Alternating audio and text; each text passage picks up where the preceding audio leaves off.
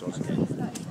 So it's David, isn't it? It's Can you David. tell me who you are, David, and Yes, what you do? Yes, I'm David Crawford-White, and I work as the outreach officer for Oxford Wessex Archaeology. Right, so tell me about where all these things were found and what you found. Right. Well, all these items here have been found during the length of the road scheme that we're involved with at the moment. And that's down near Richmond, isn't it? Yes, that's coming Okay. up from Richmond Power, the old Richmond Power Station, up right the way up to the Minster Road, going up along by the airport. Okay. We also have an extra bit that goes down across the top. And it's of, the East Kent Cliffs Access End. Road, isn't it? It's called the East Kent Access Okay. Road. So we have here a very small flint tool that was used as a scraper. Okay. With those sharp edges and... Very sharp edges on one side. Just made from sort of a pebble, is it? Made from a flint, made from Okay. flint. Normally it's black, but in this case you've got a bit of brown here. It would be held and it would be used to scrape off the fat off the back of an animal skin to Right. make sure they've got a good quality bit of leather at the end of the day. Okay. Right? Very practical tool, made for purpose. We found quite a few of these, and these How can be old found. would you estimate that? This then? is probably about 3,500 to 4,000 years old. Right. In those days, yes, they relied on having a few basic flint tools that were sort of multi-purpose. This Yeah. could be used for other things as well. Okay. We also have in here, if I just come out and take this out, we have some sort of classic Samian pottery from the Roman period, imported from France in large quantities and used as the sort of best tableware.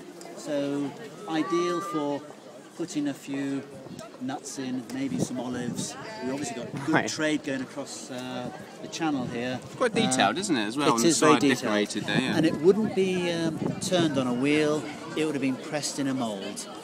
Okay. Right? So the one piece we got down here, which is really nice, and I can just show it to you. Take this away. Here we have the potter's name or the factory's name stamped see, yeah. in the What does that say? Do you know? inside. I haven't looked at it yet. What we tend to do is we'll take a tracing of that, and there are some really good books that you can look at to actually identify it even more. The chances are this is probably about 150 AD. About that period. Yeah. Samian at different times was coming in, was brought in, introduced, well, even before the Romans came, but certainly looking at it, it's a well-made piece. It's got a lovely base, as you can see. We number and label everything, and these will then Right. go onto the computer system for then the story being then told later on when we finish the excavation. What about the animal bones here? You've got a range of animal bones here, yes. What animal are they from? Do you know? This, looking at the teeth, is either, I would say probably from, it could be from a sheep, they're quite pointed, but it could also be from a cow. Both sheep and cow teeth tend to have little mountains. They look like little mountains, don't Yeah. they? Whereas the horse's tooth tends to be much flatter on teeth. Right. So it could be one of those two animals. I'm not an animal bone expert, but looking at it, yes, that's quite. And how is it? How will you find? Like, you've been here yesterday and today. We were in Margate Library yesterday. Okay, all right. And we're inside, and the library, kindly allowed us to use the premises and things. And what's people's interest been like? Fantastic, yes. We've had a tremendous response today as well. We've got lots of local residents coming up and saying, "Can you come and give us talks?" Really? We've got school teachers saying, "Can we come into your schools?" I've also sent out probably over 200 letters and posters to local groups, Good. societies. So hopefully the information will get out there and they will come and get involved. Why do you think people are so interested in it all then? I certainly think it's always, well, they could find some of these things, the flints and things, or a bit of pottery in their garden. Yeah. And that's history. They could be holding history and they may not know about it. So on the 18th of April we have the Finds Liaison Officer coming in, and she can identify some of those things for people to say, "Oh, I know what that is now." Yeah. We had several people coming in, they brought some coins in and some pottery in already today, and she's been able to identify that. So that's really helpful. And with the schools, 15 schools have contacted me already, Really? saying they want me to go in and talk about Excellent. archaeology, and also different organisations.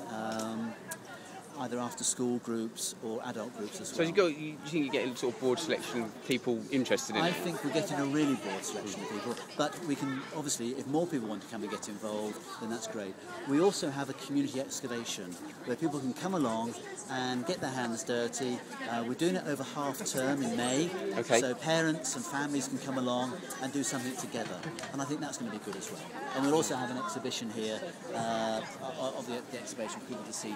Just finally, is Thanet like really rich in this sort of these sort of finds? Yes. And is it richer than other areas locally or not? For the same area, yes. I think the Isle of Thanet is an incredibly and unique, has a unique archaeological heritage.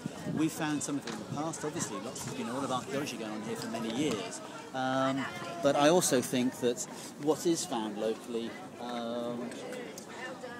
it has been tremendous, but there's so much more to find. Really? Yes. It's been settlement-wise. People have been living here, farming, dyeing, fishing, collecting seafood for 6,000 years, and you've got that in a small area. Yeah. So you've got lots of different bits. You've got in the top there. You have an Iron Age loom weight. And all the things we're finding are very much domestic, domestic items, things that were used. We found several of these, and that have been used to obviously keep the tension in the loom itself. Right.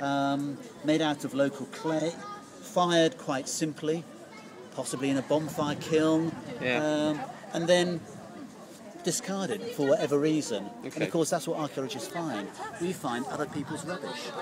Or I suppose that's one way of putting it. Yeah. And it's sort of where people have been buried. If they've been buried like the Anglo-Saxons were, the pagan Anglo-Saxons in their finery, then we find their brooches and their knives and their beads and their necklaces and things. So it's really, I just think it's great. With something like time tea, for instance, do you think that sparked more of an interest in this sort of thing? Oh yes, I think it's helped to broaden the educational background of a wider population. Yeah.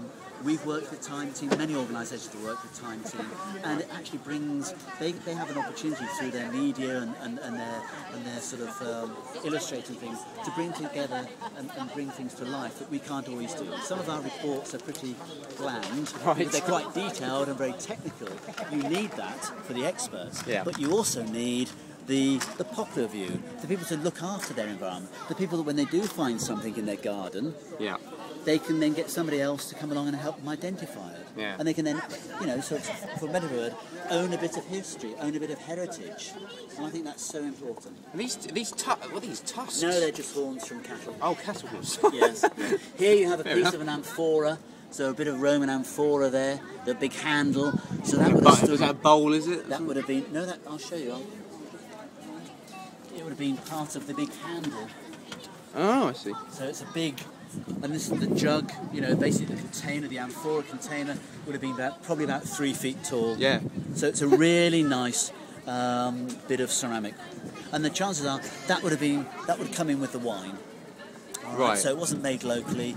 The wine or olive oil. It could be wine or olive oil because they did obviously use ships to bring it around, and the cargo would be brought in. All the olive oil was introduced into this country for their oil lamps. Right. And that was quite expensive. So not everyone could afford the oil lamps. I haven't seen any oil lamps yet. We will find them, but you don't find many. Right. But you do find this. They did and this has been introduced from the Iron Age, from before the Romans settled here. Wine was traded. We exported slaves, hunting dogs, and sometimes beer. They introduced us to olives, olive oil, and their wine. Right.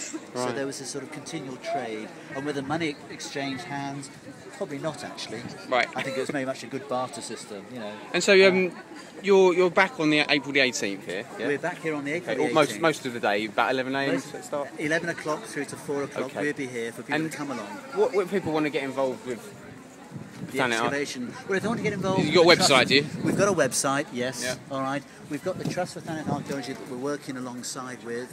They're helping us with our background, with our resources, because it's.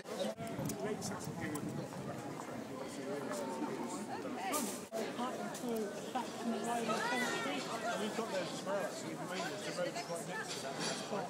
I met, and it was like, afterwards, the digger was cutting through